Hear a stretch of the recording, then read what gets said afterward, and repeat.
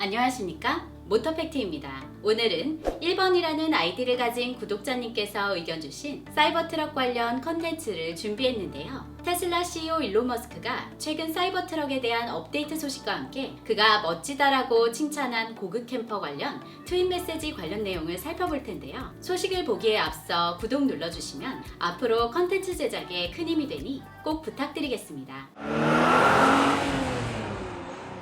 테슬라 CEO 일론 머스크가 최근 그의 트윗 메시지에 사이버트럭에 관한 소식들을 올렸습니다. 첫째로 최종 양산형 버전은 캘리포니아, 텍사스, 뉴욕 등지에서 몇 차례 공개되었던 버전과 거의 동일할 것으로 전했는데요. 이는 크기 변경은 없지만 세부 디자인만 살짝 변경될 것으로 보입니다. 두 번째는 그가 밝힌 내용 중 사이버트럭에 후륜 조향을 추가할 것이라는 점인데요. 이 후륜 조향을 추가함으로써 사이버트럭의 큰 차체를 민첩하게 조작할 수 있으며 회전 반경이 더 넓어질 것이라고 전했습니다. 아직 이 후륜 조향이 일반적인 차량들의 후륜 조향과 비슷한 수준일지 아니면 사륜 조향이 적극적으로 활용되어 상황에 따라 GMC 허머 전기 트럭의 크랩 모드와 같이 대각선으로도 움직일 수 있을지는 아직 확인되지 않았습니다.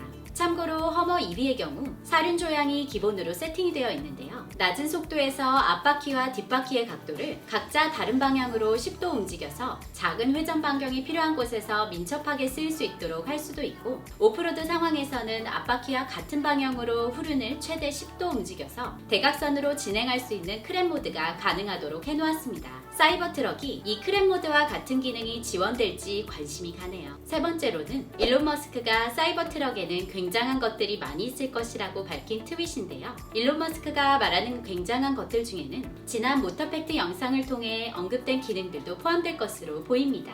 지상고를 조절하는 기능이나 사이버트럭에 특별히 맞춤 제작된 트레일러가 출시되는 것이 아닌가 하는 추측을 불러일으키는 이미지도 있었을 뿐 아니라 3D 효과를 준 내비게이션과 디스플레이상으로 캠퍼로 변경된 사이버트럭의 뒷부분에 장착된 인덕션 혹은 하이라이트 방식의 스토브를 통해 요리가 가능할 것으로 보입니다. 그리고 사이버트럭이 아직 출시되지도 않았는데 사이버트럭에 맞는 캠퍼가 예약 판매되는 다소 기이한 현상마저 일어나고 있는데요. 사이버 렌더라고 불리는 캠퍼 제작 업체가 사이버트럭 베드에 꼭 맞는 고급 캠퍼를 예약 판매하고 있다고 합니다. 이 고급 캠퍼에 대해 일론 머스크가 최근 멋지다라는 댓글을 달았는데요. 이 고급 캠퍼는 최대 주행거리에 영향을 주는 공기 역학을 해치지 않도록 주행 시에는 캠퍼를 최대로 접었다가 캠핑장에 도착하면 어른들의 아이들이 사용할 수 있는 4인용 캠퍼가 펴진다고 합니다. 캠퍼의 총 무게는 544kg, 청수통 용량은 158리터, 오수통 용량은 75리터가 제공되고요.